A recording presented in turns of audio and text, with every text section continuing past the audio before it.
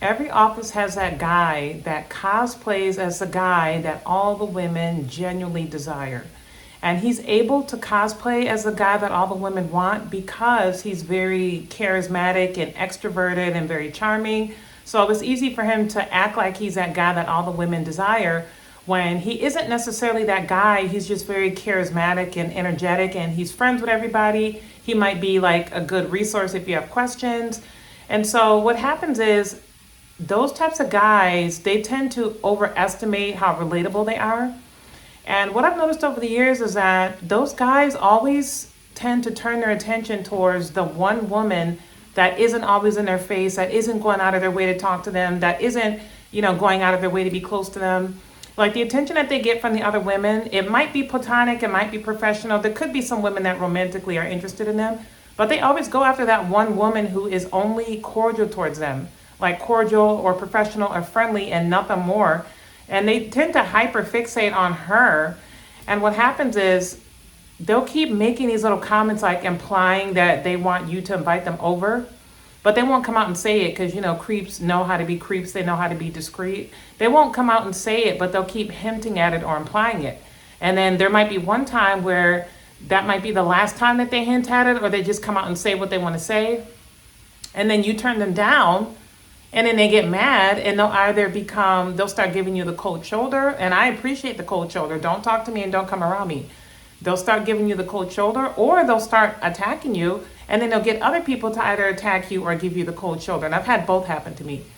And that's because like all the women being friendly towards that guy, they weren't necessarily, I'm not saying that the women were being inappropriate, but it just causes him to like overestimate how relatable he actually is.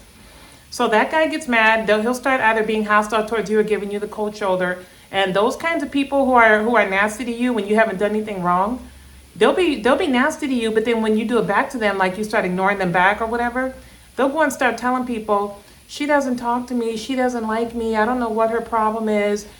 She always gives me attitude. I never did anything to her. I absolutely hate people like that. And it's just so annoying when you meet a new guy. Like maybe he's a colleague or something like that. And he just, like his mind immediately jumps into smacks when you're just being polite. You're just being cordial and nothing more. Their mind immediately goes in that direction. And like I mentioned, they'll keep hinting at certain things with this huge smile on their face. Like but they'll do it in an overly confident way. They just automatically assume that you're on board. And so, like, for example, if I say, what are you working on? I'm working on you. Or for example, oh, where do you live? Oh, I live uptown. Where exactly?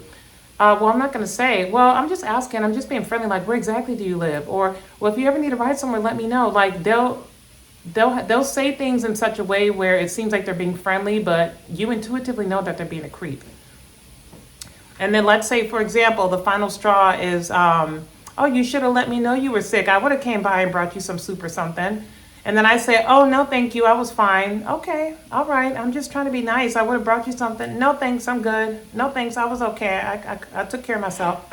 Okay, fine. You didn't have to shut me down like that, but okay, no problem. I won't ask again then. And it's like, yes, I never asked you to ask in the first place. Those types of guys are so annoying. And what really sucks is that they're always popular. They always have a lot of friends. So if they have a problem with you, other people will start having a problem with you. But what really agitates me is how some men's minds immediately jump in that direction. Like they automatically you'll show them the slightest bit of attention where you're just being friendly towards them and nothing more. And they'll immediately start telling themselves that you desire them, that you want them, that you're interested in them when you were just polite to them and nothing more. And sometimes they'll even start telling themselves that you belong to them. And they'll start acting like you're their property. And then when you don't act like you're their property, they'll get mad. And then let's say they start giving you the cold shoulder. When you give it back to them and you don't chase them and beg them for their attention and put them on a pedestal like they fantasize about, they will get mad and they'll either be standoffish towards you or they'll be super hostile towards you. It's just so annoying. Like, why are you giving yourself that much credit? Why are you automatically telling yourself, she wants me, she desires me? Like, why are you automatically telling yourself that when she has never said anything like that, not once, hasn't even implied it? She's been nothing but polite and nothing more. That agitates me how a lot of men are like that. It's not all of them, but it's still too many. So if that situation ever happens to you in the workplace, I've had that happen to me before in the workplace at one of my previous jobs, and it escalated out of control. And I could have sued and I would have won because I could have proved it, but I didn't because I was younger and I didn't know any better.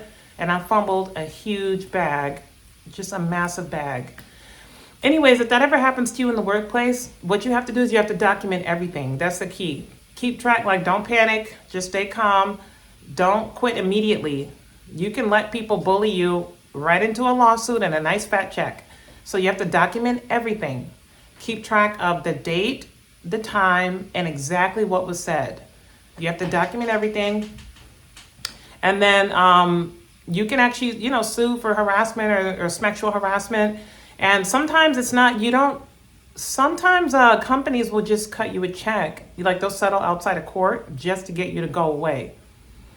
Even if you can't like fully prove everything that happened, still, they'll just cut you a check to get you to go away.